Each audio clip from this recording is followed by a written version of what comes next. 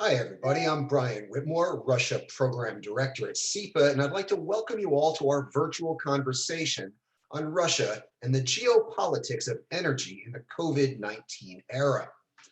Now, to frame our discussion, I'd like to toss out some quick observations. COVID-19 has upended every aspect of our lives, so it's therefore not surprising that it's upending energy markets as well, but disrupting global supply chains and depressing demand. But how the pandemic changes energy markets also depends on the actions of key energy suppliers. Late last week, Russia and Saudi Arabia agreed to oil production cuts, ending a month-long price war that caused crude prices to drop to their lowest levels in 2 decades. Russia shocked most observers in early March when it backed out of a 3-year-old deal with OPEC to cap production, in a move many interpreted as an effort to undercut US shale producers and to retaliate for US sanctions against the Nord Stream 2 gas pipeline. Late last month, Russian state oil giant Rosneft announced that it was ceasing operations and liquidating its assets in Venezuela. Moscow had been using investments in Venezuela's energy sector as its main vector of influence in that country. And finally, Russia's recent efforts to engage in brinksmanship over gas supplies with Ukraine and Belarus appear to have failed. And with that, I will introduce our panelists. Dr. Agnia Grigas is a senior fellow at the Atlantic Council and author of the books The New Geopolitics of Natural Gas and Beyond Crimea, The New Russian Empire. Dr. Benjamin L. Schmidt is a postdoctoral research fellow at Harvard University and the former European Energy Security Advisor at the US State Department. And Margarita Asanova is an associate scholar at CEPA, director of the programs for Balkans, the Caucasus, and Central Asia at the Jamestown Foundation.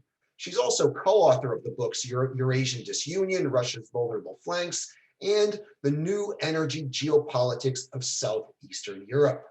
So welcome all. And so the way I want to structure this is to keep it interactive and to do a couple of rounds of questions with our panelists before we field questions from our virtual audience. And I've asked our panelists to keep your remarks brief.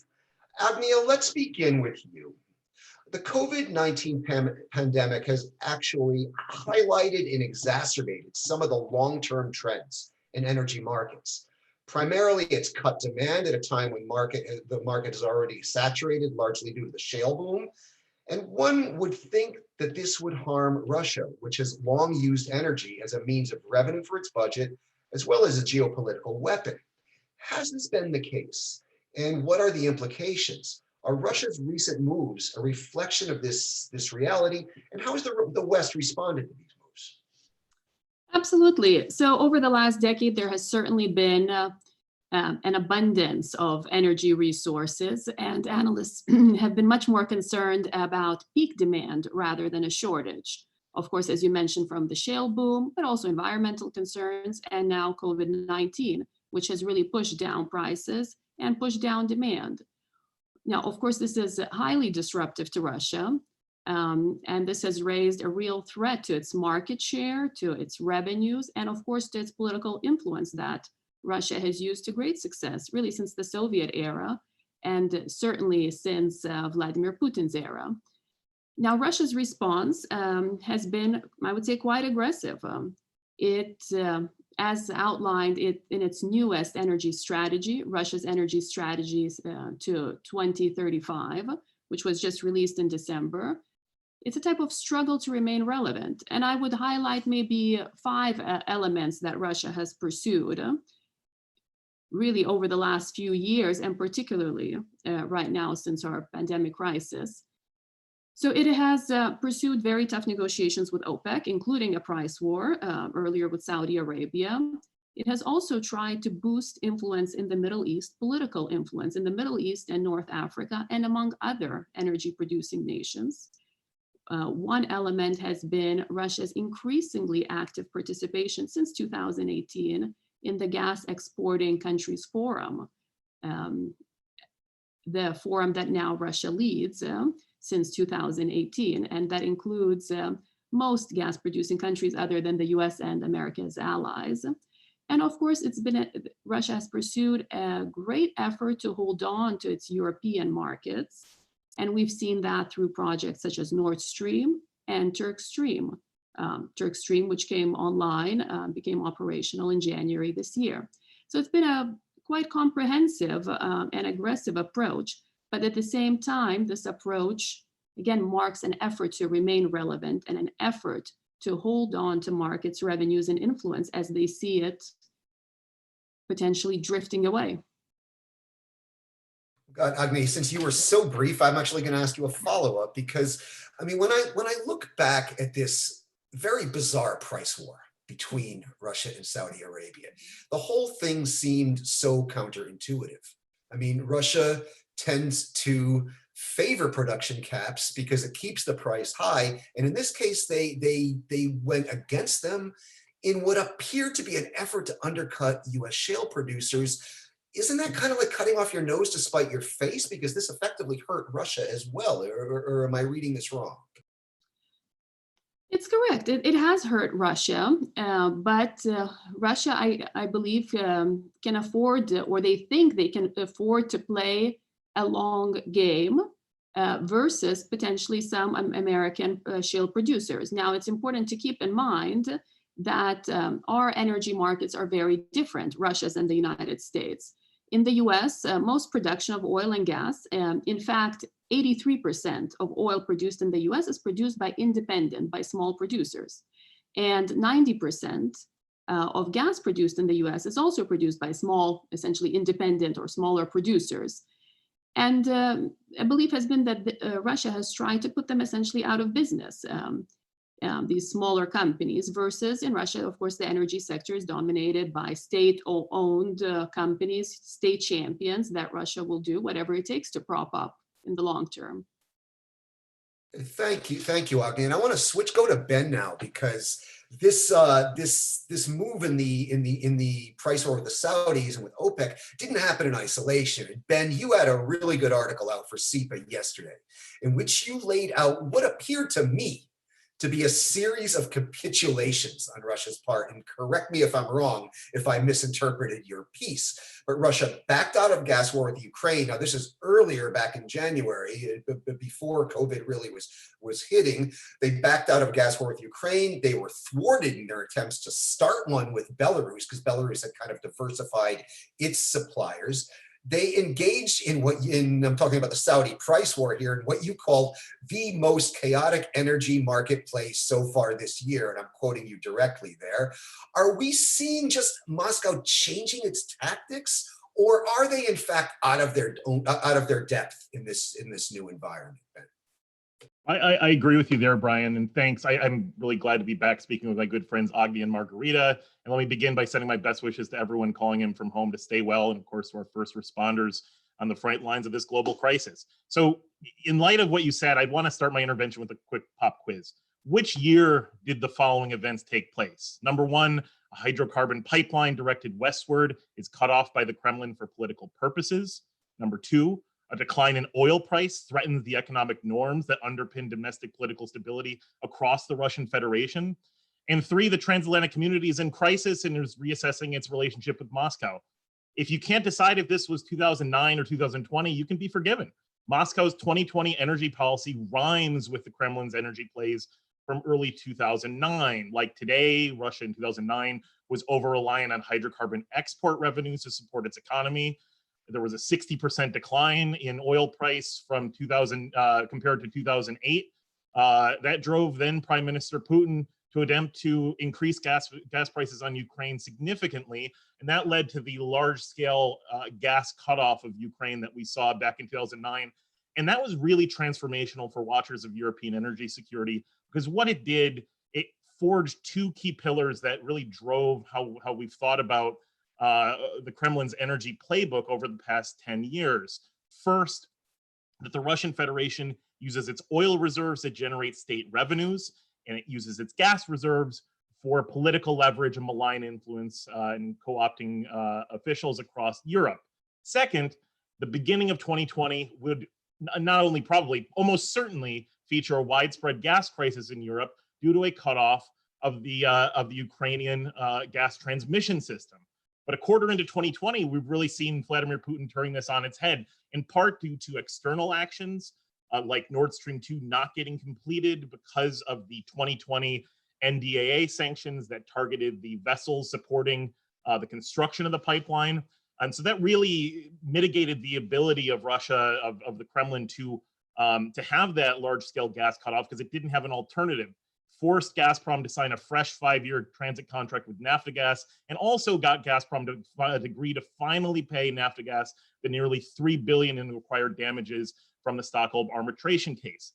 Of course, that's not to say there's been no impact on the European gas market today. Turk Stream came online on January 1st, and even though the two lines of Turk Stream each have 15.75 BCMA, the impact at a smaller scale is what the Kremlin has intended, and that's especially due to the line that's going to Bulgaria and may eventually go to Central Europe via Serbia, because data released by Ukraine's gas TSO on April 2nd showed a 70% decrease in gas volumes flowed from Russia via the Ukrainian GTS into the Balkan region. So yes, there was no large-scale gas cutoff. So that's one of the two things that really was thrown on its head. Maybe not the Kremlin's own doing for a lot of that. In Venezuela, some have described Rosneft's pullout from Venezuela as a major success for U.S. sanctions policy. In a way, it has certainly done so. But Rosneft has also announced that it would be selling its stake to, guess who, a wholly owned entity of the Russian government, meaning that in the end, the Kremlin could even have more control over the operation than before. Just irony of ironies there. So when we talk about gas cutoffs and how oil is used for revenue and usually not cut off in terms of its comparison with the gas usage in Europe for Russia, the energy tensions with Belarus really drove home that there might be a shift in policy to use oil for more political pressure. On January 3rd, Transneft, Kremlin-controlled oil firm, cut off oil deliveries to neighboring Belarus, which has, since the fall of the Soviet Union, relied on the Russian Federation more than 80% of its oil and gas demand and 90% of its crude oil imports. Belarus, of course, rapidly took action. In January, it took a rail shipment of oil from Norway. In February, and this was, in my view, very historic and kind of a statement to the Kremlin. 2 tankers of oil from Azerbaijan were transited to Belarus via the Black Sea, and then the Ukrainian pipelines operated by Ukrtransnafta. So additionally, during a February 1st visit to Minsk, U.S. Secretary of State Mike Pompeo assured his Belarusian counterparts that yes, the U.S. could deliver oil and gas to help the country survive its current crisis. And just last week, on April 6th, in response to this, Transneft kind of capitulated, as you said, Brian, and announced it would resume supplies to Belarusian refineries. And that did bring us to the OPEC Plus dispute, which I think is kind of the peak so far this year. And we're only 3 months into 2020 of the chaotic energy plays that the Kremlin has been engaged in. This cutoff, or this price war with Riyadh had the predictable result of cratering the global oil market, and certainly impacted the U.S. shale industry. It dropped the West Texas Intermediate benchmark from mid $40 range at the beginning of March down to as low as $20. And of course, at the same time that all of this stuff is going on, the Kremlin is buying its own energy disinformation tropes. It's basically saying that Nord Stream 2 could be sanctions could be swapped in some way for this lifting of a production, unconstrained production. And the hope in this idea is to force U.S., basically dupe U.S. officials into a false trade of lifting Nord Stream 2 sanctions for production cuts. But Washington would really be wise not to take the bait. First of all, Nord Stream 2 in U.S. shale, this has been kind of an obsession with Gazprom at events over the past few years. But in fact, Nord Stream 2 is not about bringing new gas to Europe. It's a false claim. If Nord Stream 2 was stopped, which it is now, the gas is still going through the Ukrainian gas transmission system. There's no net market that's opened up somehow that U.S. shale producers can seize. But nonetheless, Kremlin commentators have tried to link these to the OPEC plus oil play and the Nord Stream 2 play. I don't think in terms of the Kremlin's posturing here that the timing of its production maneuver could be any worse than it is. Yes, it does have foreign currency reserves in the total of about 570 billion and has 150 billion national wealth fund. Of course, that windfall came from the 2016 OPEC Plus agreement that it itself has engaged in. But the Russia's Ministry of Finance said that to ride this out, it would be dedicating $1.7 billion per month to bail out domestic energy industries in the Russian Federation through subsidies. And this is really concerning because A, Mr. Putin has vowed to increase social spending across the Russian Federation. And B, this sharp devaluation of the ruble means that Russia's international purchasing power is going to be significantly decreased. And that's a humanitarian concern right now, because the country is going to need to finance COVID-19 related social health programs and also probably take steps akin to the historic national bailouts that are being enacted by governments elsewhere. So from that perspective, yes, we did see an agreement just 2 days ago for a reduction of oil production from May to June, representing 10% of the supply worldwide. Of course, there's such a glut that I think that's going to be not insufficient to stabilize the oil price, but it shows that the Kremlin really can't use this leverage in the long term. Thank you, Ben. I'd like to remind our audience you can ask questions to our panelists through the Zoom app, or if you're following us on Twitter or YouTube via those platforms. And Ben, I'm going to want to pick up on your point of Russia believing their own propaganda about Nord Stream and natural gas in a bit, because I think has a lot of explanatory power here. But I want to first go to Margarita. Margarita, you recently wrote a piece for CEPA looking at recent developments with the Nord Stream 2 gas pipeline after the United States imposed sanctions in December and the Swiss-based Allseas Group suspended its pipe laying work in the Baltic Sea in response to those sanctions. How do you see the COVID-19 crisis influencing the ongoing battle over Nord Stream 2, which, as you pointed out, is far from over? The battle is really far from over. And now with COVID-19, there are a lot of possibilities for shady actions by Russian actors or Russia's Moscow-supported actors, as we hear already about a very strong lobbying effort in Germany by the owners of Alpha Bank. So it's easy to catch fish in muddy waters. That's an old saying in my part of the world, which means that when everybody is busy with the main problem that's going on, we should not be expecting that Russia is going to stop efforts to resume construction of Nord Stream 2. The construction was stopped immediately after the US sanctions were announced, signed into a law by the president on December 20th, and has not resumed after that. There are very few possibilities for Moscow to complete, for Gazprom to complete that pipeline. One is to use a pipeline ship called Academic Chersky, which needs significant retrofitting in order to do the job. The other one is to use a couple of other ships that can attach to them barges, pipeline barges, so that they can do the job. But this is very dangerous for the Baltic Sea. There is a particular requirement for any ships in the Baltic Sea to use dynamic positioning, meaning they cannot use anchors. Throwing down the deep waters, anchors could trigger explosions or chemical pollution from the deposed chemical and weapons, other weapons that have been dumped after the World War II. So it is a tricky proposition to do that, and we don't know for sure which option Gazprom is going to go for eventually, but they have no time. They have no time because if they don't do it, they'll have to close down their offices in Europe with the operations that are still going on of Nord Stream 2 AD. It is 2-3 months that they were hoping to get the permission from the Danish government to do that. they were not able to obtain any permission so far. That means that they are not going to be able to start using the pipeline by the end of the year as they were planning. In addition, gas demand has dropped significantly. Not only oil demand, because of the prices is affecting Moscow, Russian economy and Russian society and Russian budget, but the gas sales are also dropping. From the beginning of this year, there has been less demand for gas in Europe. The storages are full up to the rim. There is a lot of reserve because Europe prepared in advance before the Ukrainian-Russian negotiations were completed.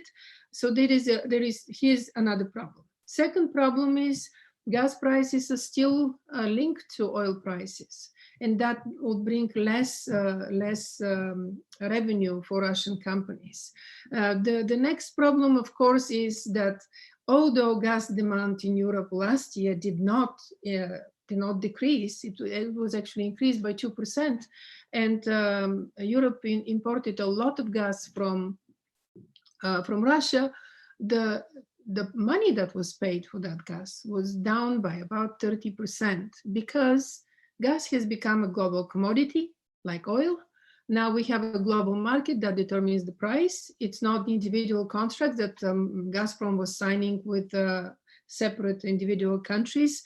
If the oil price is going down, even that coefficient connected to gas is going to go down. So we can expect less and less revenues to Russian budget from both oil and gas. And to be honest, with the gas war, with the oil price war that Moscow started with Riyadh, they pretty much cut their nose to spite their face. Because the Russian economy is going to suffer the most from that price drop. The Russian budget is built on $42 price per barrel. And now we have a price that recovered somewhat, but up to $30 per barrel. This is low for Russian economy. This is very, very low for the Russian budget. And its predictions are that Russian budget is losing millions of revenues per day.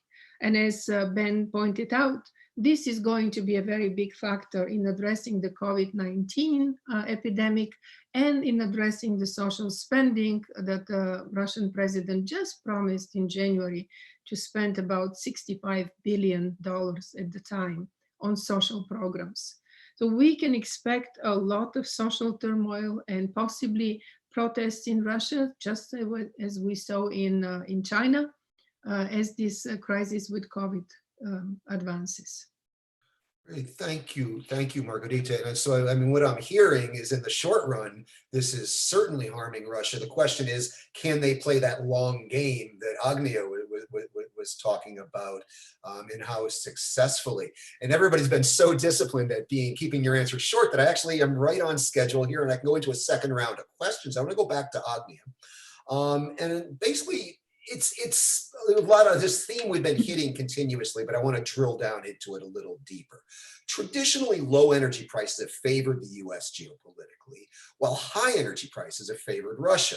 Should we expect this trend to continue going forward? In other words, is this current environment a geopolitical boon to the United States and to the West in general, or is that an illusion? And has the US been able to leverage these lower prices, or to what extent has the US been able to leverage these lower prices and thus enhance and leverage its role as a leading oil and gas producer in the world? So Agnia, can you tackle that one?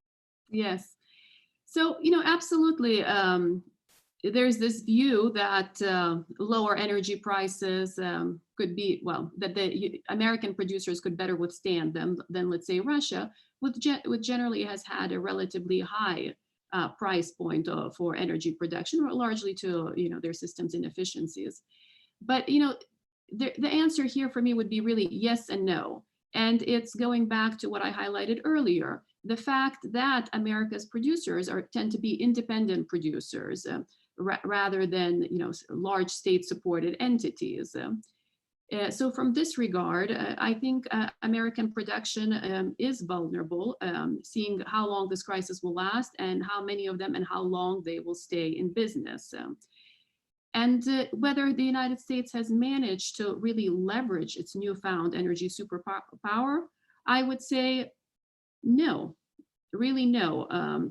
To a degree, but largely no, given that the fact that the United States has become the largest oil and gas producer in the world, it has emerged a major player, and it is changing the way business is done, but it has mostly benefited the United States. Of course, the United States today has ensured its own energy independence and energy security.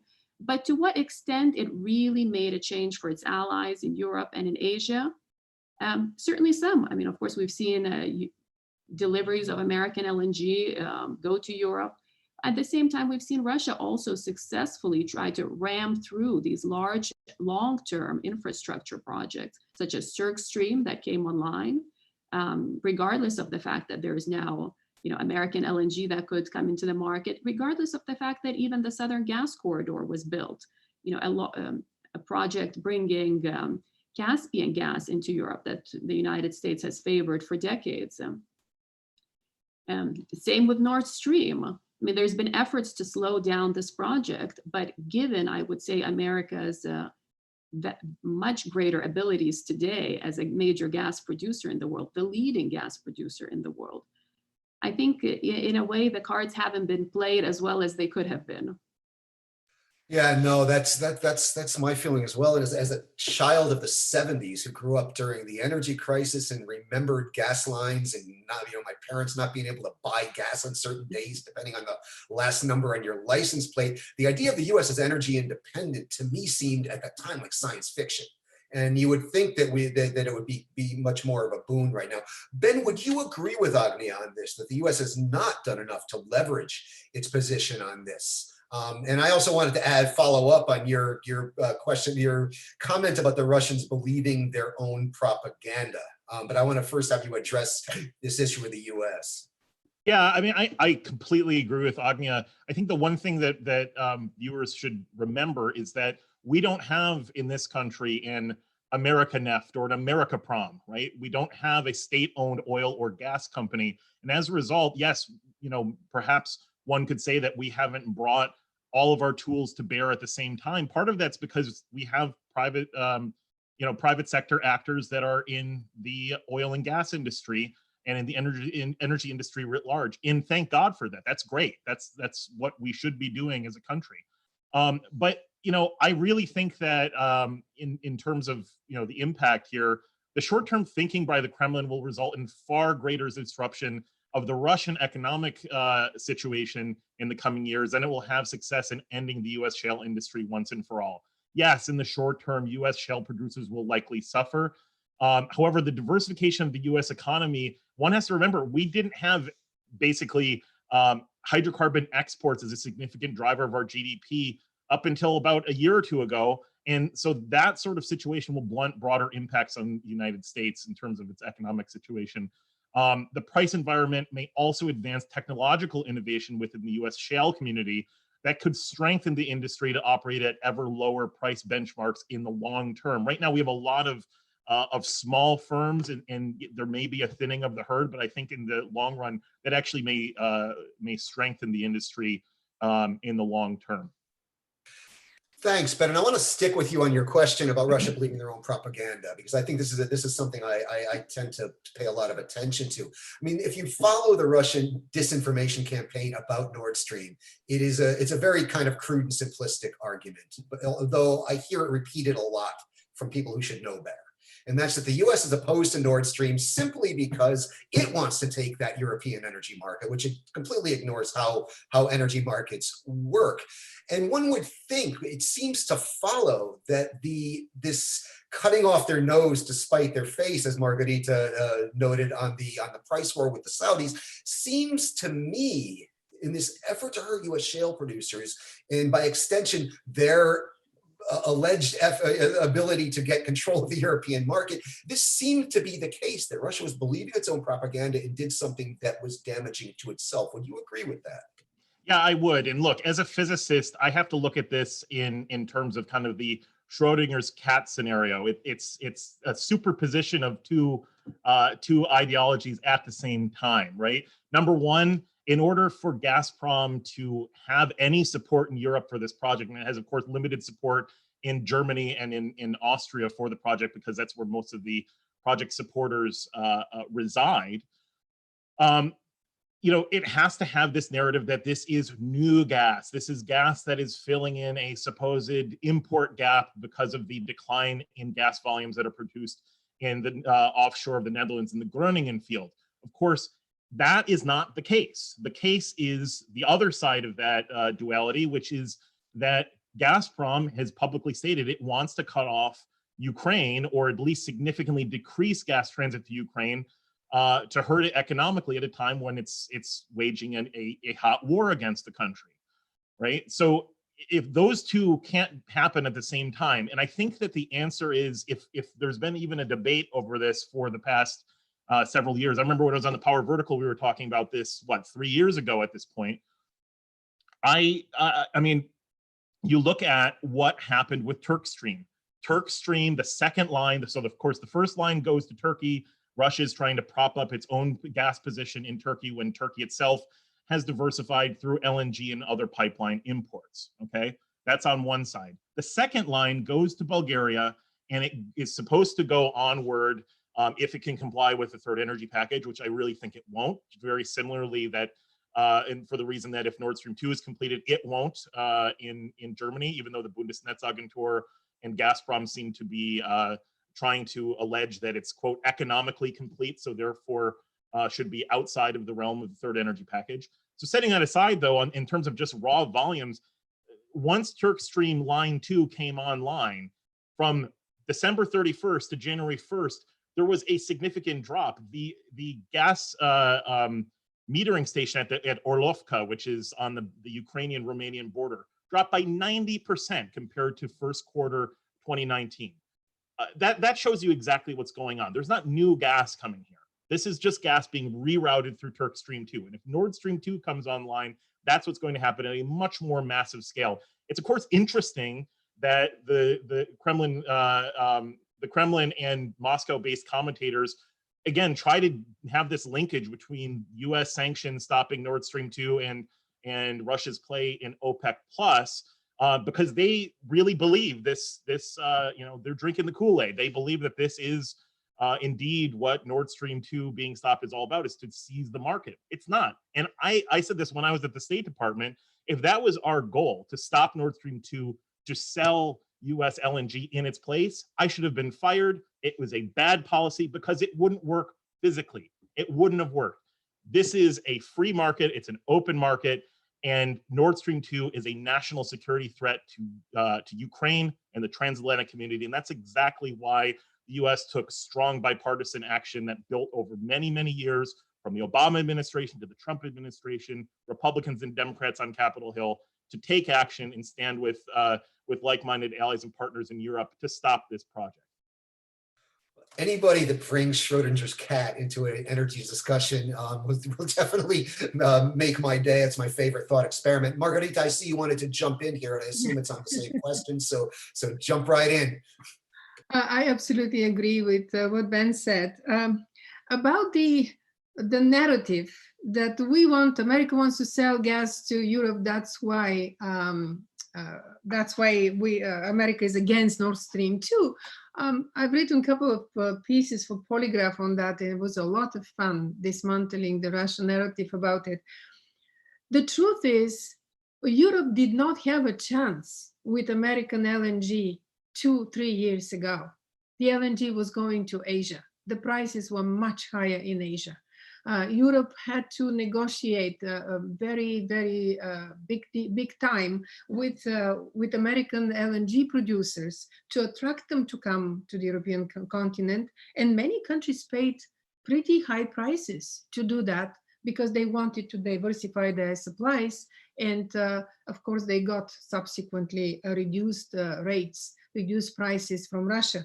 But until the warm winters in Asia a couple of years ago, when and increased production of LNG in America, there was not much of a chance for American LNG to come to Europe. Nevertheless, the Russians continue with that narrative, but now since last year, since last quarter of 2019, the United States is one of the biggest suppliers of LNG to Europe. And frankly, LNG constitutes 25% of European gas imports since last year.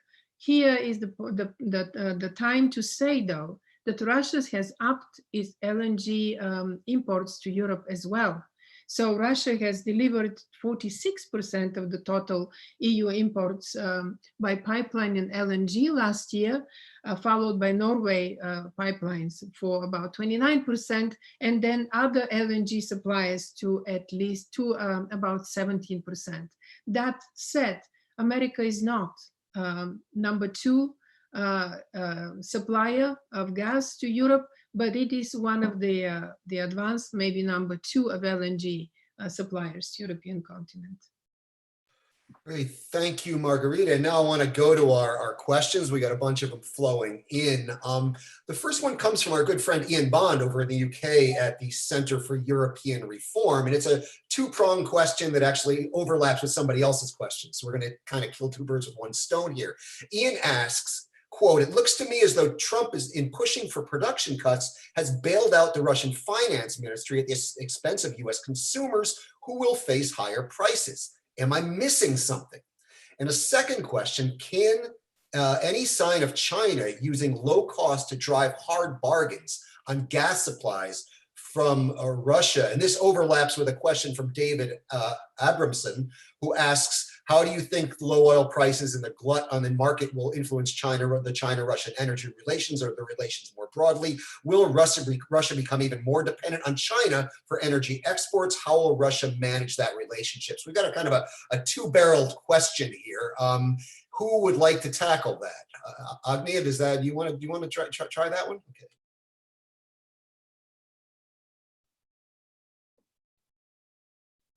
Sound, yes. Seeing the US join OPEC and Russia in this agreement, may raise questions for people. On the other hand, again, we have to realize the United States is now, the leading oil and gas producer in the world. And naturally, in its interest in this regard, and the interest of its producers can coincide as well in this regard, in propping up the energy markets. But I'll turn more to the China-Russia relationship, because this is very interesting. Already we have seen over the last 5 years that in this relationship between China and Russia, it has been China and Beijing that has really held the upper hand in the negotiations over oil and gas contracts. We've seen it in the pipelines that were laid, with the power of Siberia versus the power of Altai that were implemented. And we've seen it also in the information that was released in terms of the prices that were paid. Certainly, we know that Beijing got a bargain price on gas, and this will continue to be the case. As China's appetite itself grows for energy, it has also diversified extensively where it can receive its energy resources. And it has pipelines to Russia, it has pipelines to Central Asia, it receives LNG from Asia and from the United States, and it has its own gas production capabilities, including shale gas production capabilities. So going forward, China will continue to remain in a strong position, and I think Russia will have to make a lot of concessions in that relationship.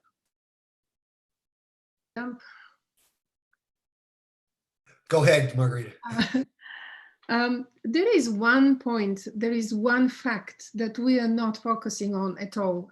Western media is not focusing on at all. I believe Russia is going to become more dependent on exports to China, but it's going to be probably a pretty shady deal of trying to smuggle oil and not comply with the production cuts. The problem Russia has is it cannot simply cut production. Most of the oil wells are in eastern Siberia. The oil there comes out with a lot of water in it. If they shut down production and they stop production temporarily, they cannot restore it after that. It's going to be blocked by, the pipelines are going to be blocked by ice. So it's not that simple for Russia to cut production by so many barrels, about 1 to 2 billion barrels, a million barrels a day. It can probably deliver, as one of the Jamestown analysts wrote, Pavel Felgenhauer, about 400,000 possibly, but certainly not 1 or 2 million. So what is Russia going to do with this oil? It cannot store it forever. Probably will get more creative to do that, but it's going to get more creative to smuggle it to neighboring countries, and that's what should be watched at this point. Ben, any thoughts on this? Is the I'll just- U.S. bailing out the Russian foreign ministry at the expense of the U.S. consumer?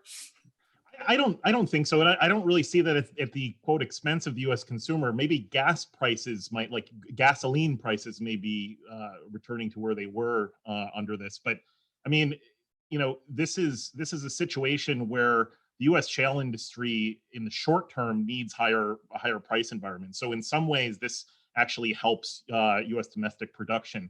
The other thing I want to point out, and just kind of build on, I agree with what Margarita said. This historic drop in demand that we're seeing right now during this COVID-19 crisis has led to a crunch in the physical storage capacity for oil volumes worldwide. That means there's a physical limit to unconstrained Russian oil production. So unless every bathtub in Siberia, after all the rail cars and storage facilities are full, are then filled up with excess oil, you're going to have a situation where you just can't store this. And that's coming in the next several months, not years. So I don't think this is really a bailout for Russia, rather than a stabilizing move for the global community. Again, that's the global fungible oil market. Yeah, go ahead, Agnia. I'd follow, and the same situation, of course, with the gas markets, and particularly in Europe. Now, before the crisis, part of the Russian narrative with Nord Stream in Europe has also been that European gas demand will continue to go up, it will continue almost to explode, and so on. Generally, this has not been the assessments and the studies from economists or European gas markets analysts, but it's very been the narrative that the Nord Stream concern has pushed. And COVID-19 has actually quite opposite, demonstrated what could dampen that demand. And again, with people expecting a potential Ukraine crisis with supply, many of the countries, of course, have maxed out their gas storage capabilities. So I think Russia will face that, on both sides, both in the gas and the oil markets. It will see, a largely saturated demand, and of course, the real physical questions of infrastructure, storage. I mean, this is very real on both ends, the gas and the oil market. I want to stick with you, Agnia, because we got a question from CEPA's very own General Ben Hodges, former commander of U.S. Army Europe, and he asks, what has happened to the Lithuanian plan from last summer to test coming offline with Russian electricity as a step towards eventually disconnecting entirely from the Russian electricity grid? And how much sooner will the LNG for Kaliningrad be in place before Lithuania is energy independent? So that's from General Hodges. Yes. So certainly Lithuania has first achieved, gas independence, right, with its LNG import infrastructure, with a floating LNG terminal. But the main remaining question for Lithuania is, of course, its electricity grid still being controlled out of Moscow. And the fear is that Russia may disconnect Lithuania sooner than it is ready to be disconnected. First, by enabling Kaliningrad to become independent and kind of independent energy island, because to date, Kaliningrad would still be part of the same grid together with Lithuania. So that, that plan is, in the works still. Who will, I think, implement this first remains to be seen, but it still remains kind of an element of leverage. Okay, thank you. And I want to, another one, this is something we've addressed, but I want to see if anybody has anything to add to it, from Tadras Yakstas, forgive me if I butchered that pronunciation, asks, how will this pandemic affect energy demand in Europe? I think we know it's depressing it, a key market for Russian energy, but mainly, what impact will this have on Russian political clout in countries like Germany and Italy? Ben or Margarita or Agnia, would anybody like to jump in on to tackle that one? Sure. Yeah. I mean, I think you have to remember it's not just the volumes and the sales to these countries that the Kremlin uses, it's the infrastructure development themselves. Remember, the term Schroederization came from Russia, or from German Chancellor Gerhard Schroeder approving the Nord Stream 1 pipeline back in 2006, stepping out of office, and just a few weeks later being placed as CEO of Nord Stream AG. There's been a number of officials that have followed in his footsteps, most notably Christian Kern, who promoted Nord Stream 2 and decried US sanctions under CATSA, along with German foreign minister at the time, Sigmar Gabriel. And then, of course, has since been placed as a board member on Russian railways. Other Austrian officials like Hans-Georg Schelling, who was the finance minister, now works as a senior advisor for Nord Stream AG. So again, this is more about elite capture through these infrastructure projects.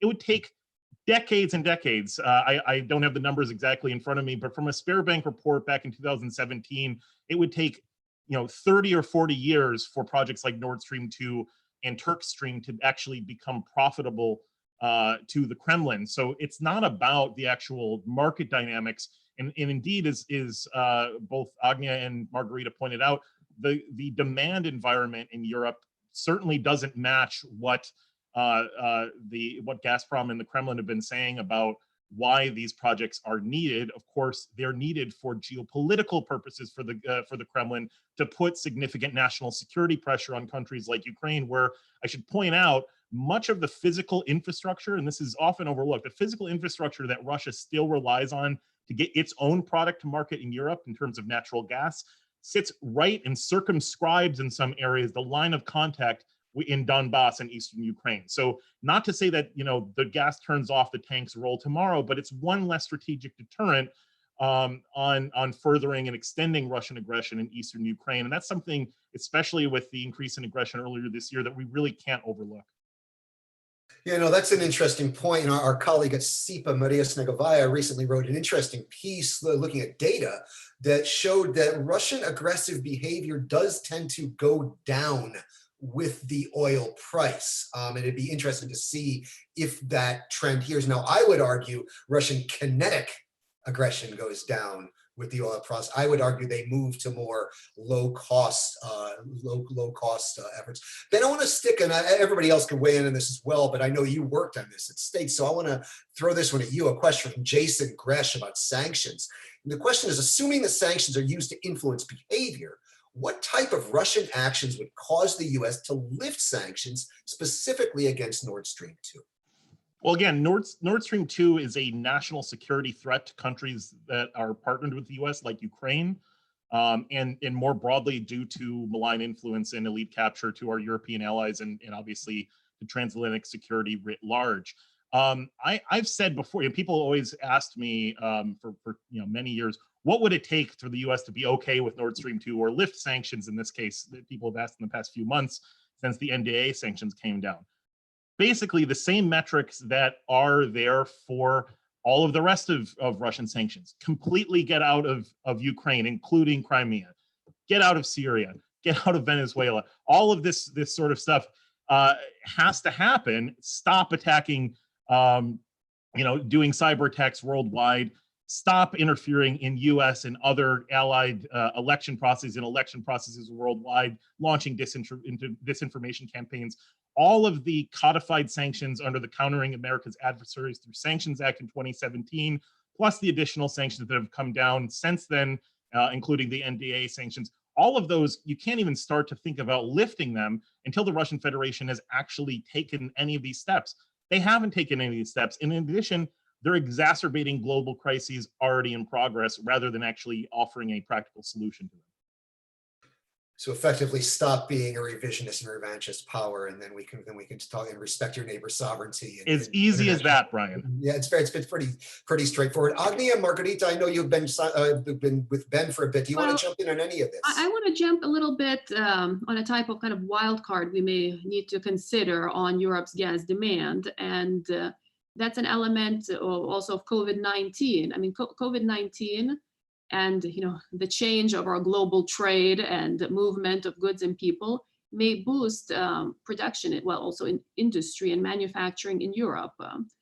And that could be a factor that could be a factor in terms of boosting Europe's gas demand.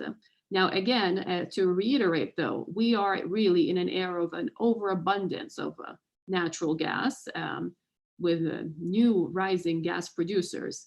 So I would still stick to my initial view that, well, first of all, as Ben has highlighted, Nord Stream 2 is not going to bring additional sources of gas to Europe, right? It's only going to circumnavigate the Ukrainian route.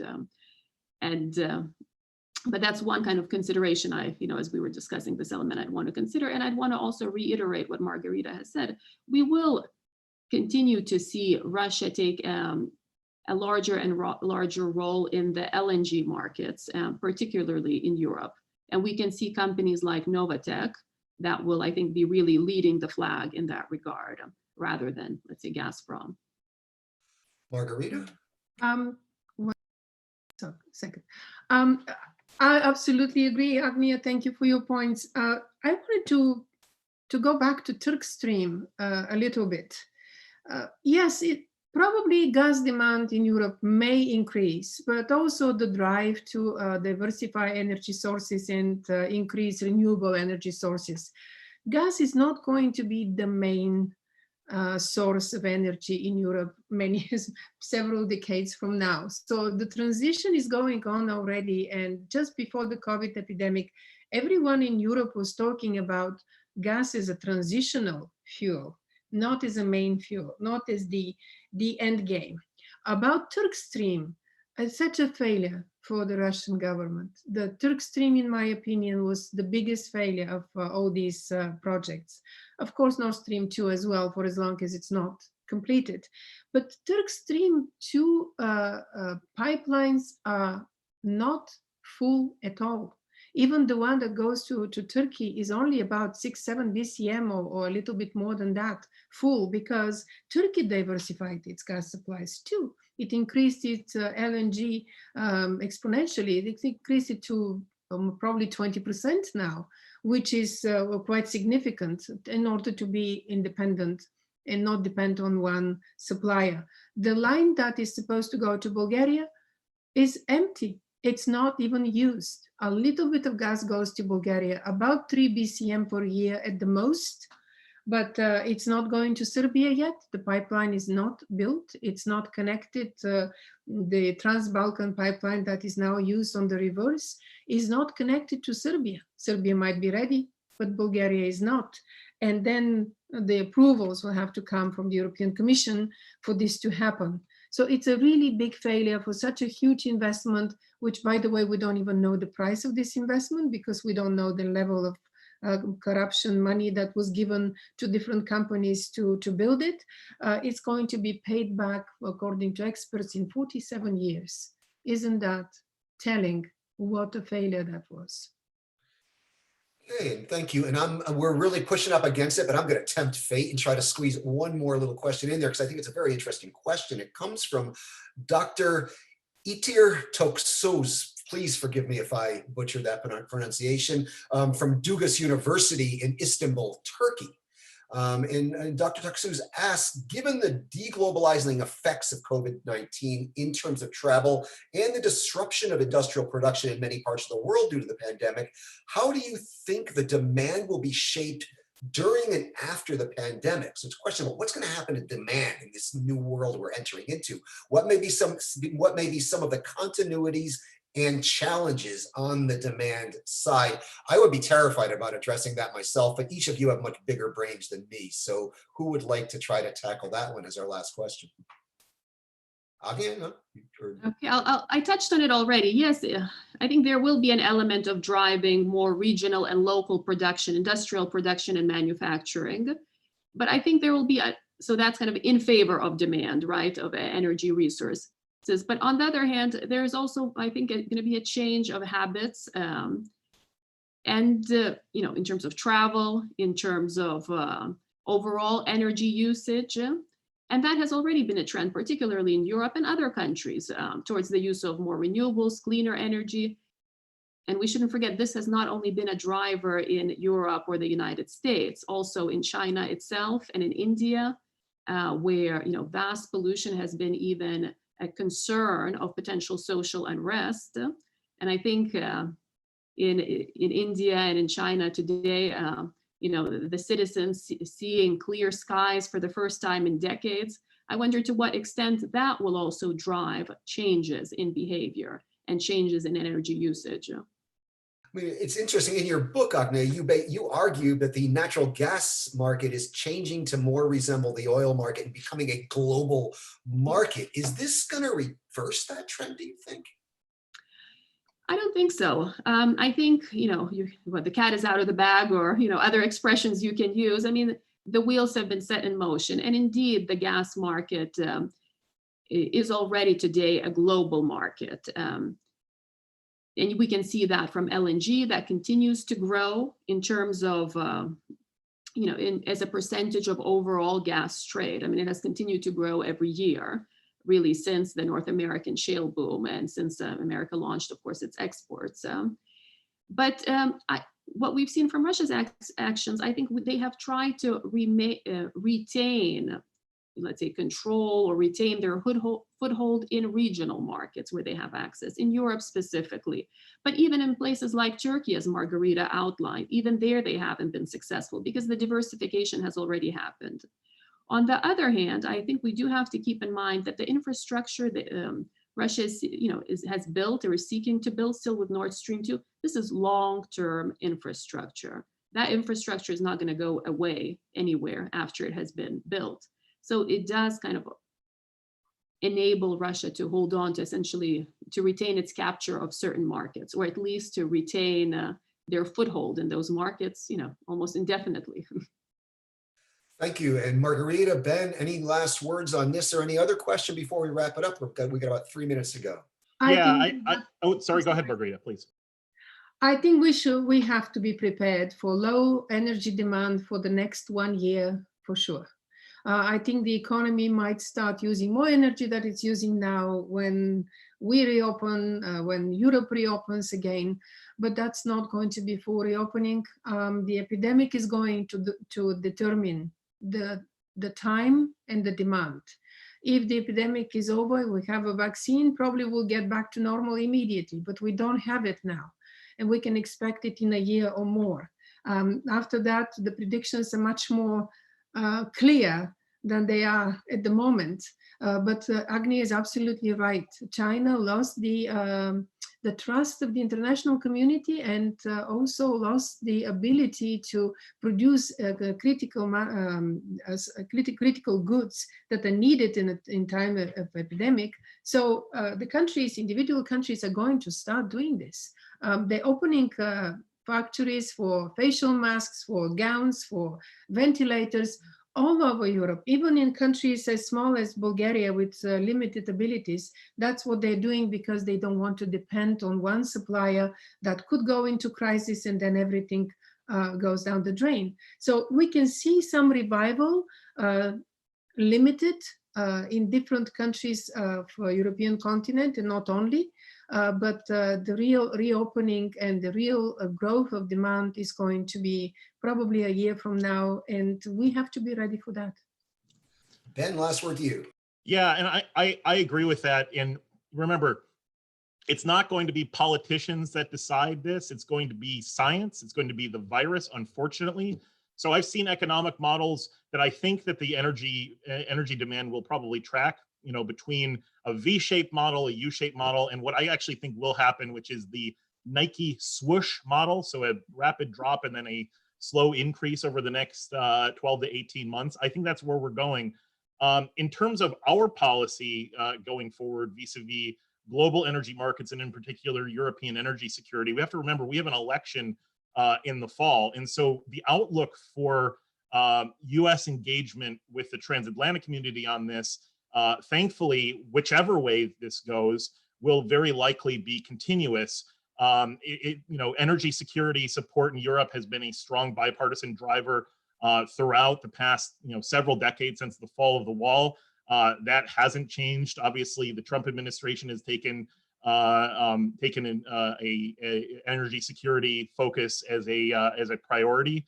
But also Vice President Biden, who's now the presumptive Democratic nominee, also has had strong support for European energy security. We have to remember, he was the first senior official that called out Nord Stream 2 when he stood in Stockholm and said Nord Stream 2 is a bad deal for Europe. So I don't think we're going to have a big difference. And for pundits out there, especially across Europe, that think maybe if Biden comes in, or after the election, that this policy on Nord Stream 2 will change, I've got something else to tell you, right? So I think either way, we're going to have strong support. So we have to keep an eye on that going forward as well. All right, thank you. And I'm sure we will continue to be keeping an eye on this, and I'm sure this will not be our last discussion about this. A quick programming note for those of you that are not sick of me yet, on this Thursday, April 16th at 10 a.m. Washington time, I will be moderating another discussion on society's view of doing business in Russia with my colleague at CEPA, Maria Snegovaya, as well as Denise Volkov and Stepan Goncharov of the Levada Center. That is Thursday morning at 10 a.m. Washington time for anybody that's interested. And on that note, we shall wrap it up. And I want to thank our awesome panelists, Dr. Agnia Grigas, a senior fellow at the Atlantic Council and author of the book, The New Geopolitics of Natural Gas and the New Russian Empire. Also, Dr. Benjamin L. Schmidt is a postdoctoral research fellow at Harvard University and the former European Energy Security Advisor at the United States State Department. And Margarita Asanova is an associate scholar at CEPA, director of programs for the Balkans, the Caucasus, and Central Asia at the Jamestown Foundation, and co-author of the books Eurasian Disunion, Russia's Vulnerable Flanks, and the New Energy Geopolitics of Southeastern Europe. Thank you all for putting up with me and for your contributions to this fascinating discussion. And Thank you, Brian. Thank you. It's been a pleasure. Thank you. And I'd also like to send a big thanks out to our virtual audience out there in YouTube land. See you all next time.